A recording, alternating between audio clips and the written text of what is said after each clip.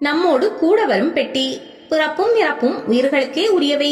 உயிர்கள் தங்கள் வினைகளுக்கு ஏற்ப ஏதேனும் ஒரு உடலை ஏற்றுக்கொண்டு வினை பயனை அனுபவிப்பதற்காக இந்த பூமியில் பிறக்கின்றன. வினைகளை அனுபவிக்கின்றன, நிறைவாக இறக்கின்றன. இந்த பிறப்பும் இறப்பும் ஒரு சுழலாக அமைந்திருக்கிறது.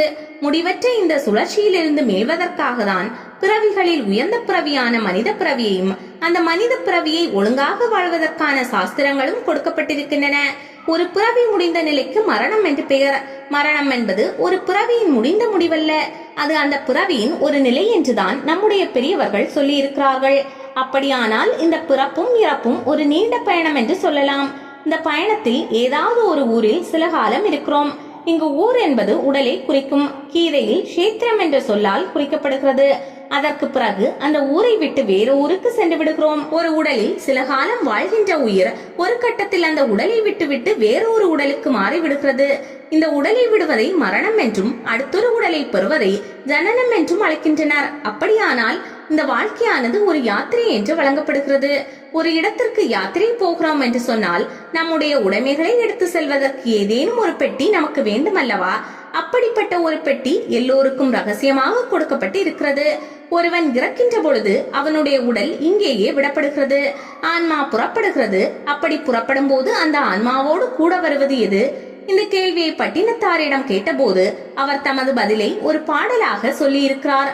அற்புதமான பாடல். அர்த்தமும் வாழ்வும் அகத்து மட்டே விழி அம்பொழுக மெத்திய மாதரும் வீதி மட்டே வெம்மி வெம்மியிரு கைத்தலம் மேல் வைத்து அழும் ஐந்தரும் சுடுகாடு மட்டே பற்றி தொடரும் இருவினை புண்ணிய பாவமுமே. இதைதான் கவியரசு கண்ணதாசன் மிக எளிமையாக ஒரு திரைப்பட பாடலில் வீடு வரை உறவு, வீதி வரை மனைவி, காடு வரை பிள்ளை, கடைசி வரை யாரோ என்று எழுதினார். இதில் கடைசி வரியை அவர் மாற்றிவிட்டார். இது பற்றி அவர் விளக்கம் தருகின்ற பொழுது வினைகளை பற்றி பட்டினத்தார் சொல்லலாம், என்னை போன்றவர்கள் அதை சொல்ல முடியாது என்பதற்காக அதை விட்டுவிட்டேன் என்று சொன்னாராம்.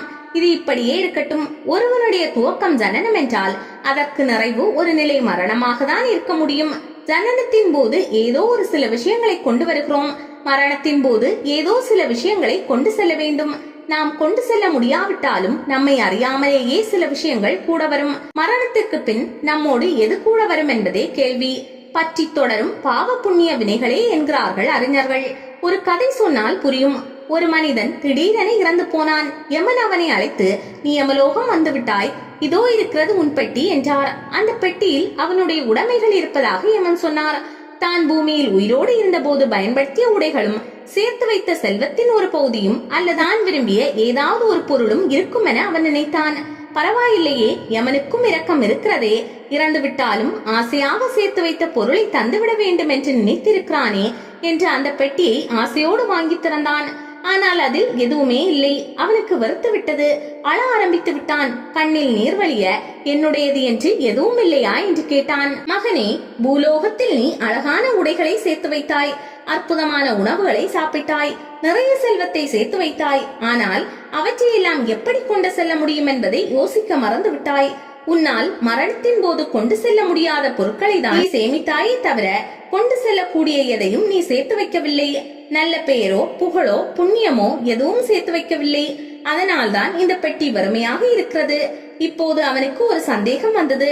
ஐயா, பெட்டியில் என்னுடைய உடைமைகள் இருப்பதாக சொன்னீர்களே, இப்பொழுது வரும் பெட்டி என்கிறீர்களே? யமன் சிரித்துக் கொண்டே சொன்னான், மகனே, இது ஒவ்வொருவருக்குமான பெட்டி. இந்த பெட்டியில் தான் உன்னுடைய பெயர், புகழ், புண்ணியம் எல்லாவற்றையும் சேர்த்து வைக்க வேண்டும். அப்படிப்பட்ட உடைமைகளுக்கான பெட்டி, உனக்கான பெட்டி. இதை உன்னோடு கொண்டு வர வேண்டியதுதான் எங்கள் வேலையை தவிர அந்த பெட்டியை திறந்து பார்ப்பது எங்கள் வேலை அல்ல. இது உன்னுடைய உடைமை பெட்டி என்று சொன்னேனே தவிர உன்னுடைய உடைமைகள் இருக்கிறதா இல்லையா என்பதை நீதான் தீர்மானிக்க வேண்டும். ஒருவேளை நீ நல்லது செய்திருந்த அந்த பெட்டியில் இல்லாமல் இருந்தால் வேண்டுமானால் விசாரிக்கலாம். இப்பொழுது இது வறுமையாக இருக்கிறதே என்று கேட்கிறாய். அப்படியானால் உன்னுடைய மரணத்தின் பின்னான எந்த உடைமையையும் நீ சேர்த்து வைக்கவில்லை என்றுதான் பொருள்.